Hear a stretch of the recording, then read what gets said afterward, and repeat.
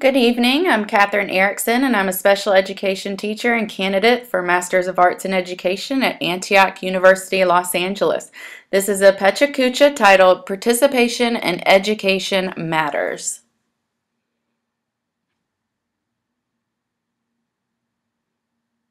Parental participation is a key factor in the success of our children in school, yet despite evidence gathered in support of this involvement, parental participation has been difficult to achieve for some parents. I began to ask myself why this is. Is it because of socioeconomic status and race? Regardless, what are we doing to encourage parents to be more involved?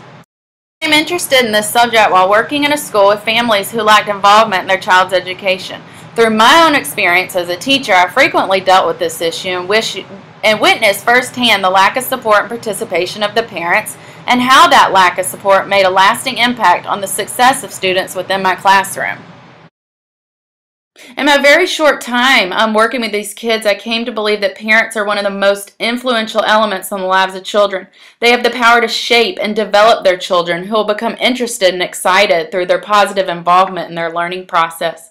On the other hand, parents who do not involve their children are shown to be capable of repressing and even destroying their child's motivations. I fully believe that a child's capability to succeed in school depends on how successfully the child is managed by the parents in their home environment. It's an environment where the child learns skills, attitudes, behaviors, which would mold them into a productive and successful student. However, at my job, I learned quickly that unfortunately not every child comes from a home that could provide them with the educational resources or time necessary for their academic success.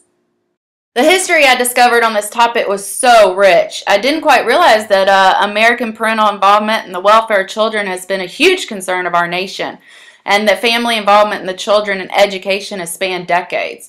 I found that the recognition of the value involvement played in the healthy development of children has origins spanning way over 30 years.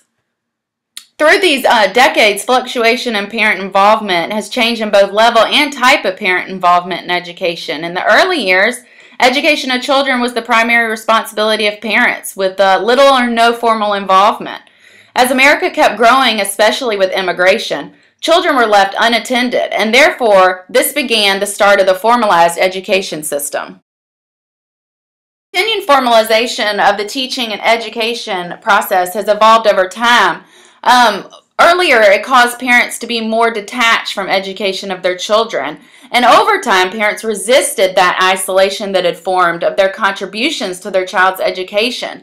They started to push back, forming the National Congress of Mothers, which was the former of what we know now as the PTA.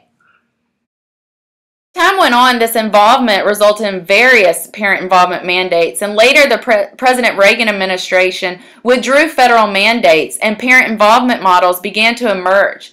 Presently, parent involvement mandates and movements for control of education and the quest to develop effective parent involvement strategies continue to this day. Jane Hull said it perfectly when she stated that at the end of the day, the most overwhelming key to a child's success is the positive involvement of parents. The more intensely and younger the parents can get involved, the more beneficial. When parental involvement increases, so does the child's aspirations, their sense of well-being, attitude in school. And this decreases likelihood that students will be placed in special education, repeat a grade, or even drop out of school. There are strong indications that most effective forms of parental involvement are those which engage the parents in working directly with our children on learning activities in home. Programs which involve parents in reading with their children, supporting their work on homework assignments, tutoring, or using materials show particularly impressive results.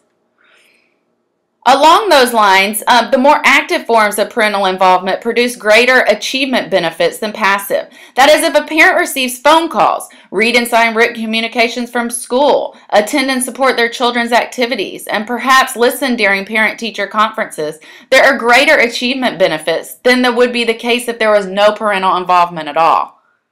Parents' attitudes towards school and self-concepts improve when they're involved in their child's learning. Parents often begin their participation doubting that their involvement can make much difference. And when they do participate, they discover how important they are to their child.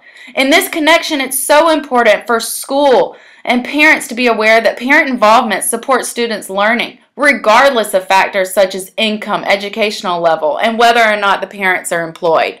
So far, I've focused a lot on the effects of parental involvement on achievement and how that's so positive on our students, and especially outcomes for students in general. But what about specific populations of students, particularly those whose socioeconomic status puts them at an educational disadvantage as compared to their more fortunate peers? One opinion I've found is that socioeconomic status has a relatively strong impact on parental involvement.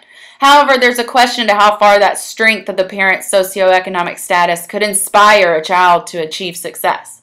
Regardless, through my research and my professional experience, I've found that parental involvement is probably more important for low socioeconomic schools, as they're more likely to have lower test scores and graduation rates. Some people believe that low socioeconomic families are least likely to be involved in their students' education. Low socioeconomic families are often working all the time, and they have not a lot of time to take care of their families. They have no time to participate in their child's education. Based on a study involving low socioeconomic mothers, I found that mothers want to be involved in their child's education. The problem is they don't have time, and so they don't get involved. On a differing side, regardless of income, ethnicity, or background, students with involved parents are shown to have higher grades and test scores and have better attitudes. It's also shown that lower socioeconomic status parents are just as eager to help their children in school. I have found that involvement in education is a more powerful force than any other family background variable, such as social class, family size, or level of parent education. Socioeconomic status may or may not make a difference. What are some other reasons parents are withdrawing from their child's education? This is one of the questions I continually sought answers for, not only during my research, but also as a professional. The first thing I discovered is that minority or low-income parents are very underrepresented in our schools. There are numerous reasons for this: lack of energy, embarrassment or shyness about their educational level or language abilities, lack of understanding of information or the structure of the school. There's a lot of perceived lack of welcome by the teachers and administrators, which I have dealt with in my own professional experiments. And this has all turned these parents away from getting involved in their children's education. This saddened me to hear, and so perhaps one of the most important findings of my research is that parents, regardless of these barriers, can and do make positive contributions to their children's achievement in school if they receive adequate training and encouragement.